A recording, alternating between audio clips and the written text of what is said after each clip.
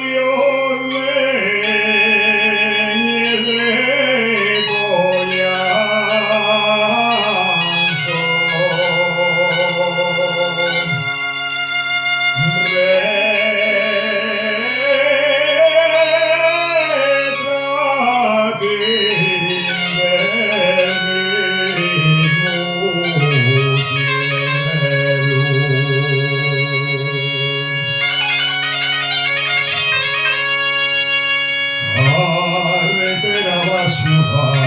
y en Santo Domingo entré, y por Pedro Crespo Calvo carpintero pregunté,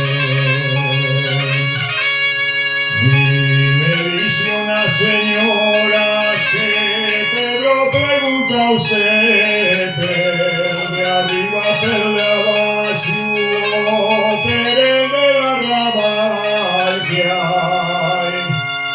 Tres Pedros, tres calvos, carpinteros del lugar que hay. Tres Pedros, tres calvos que no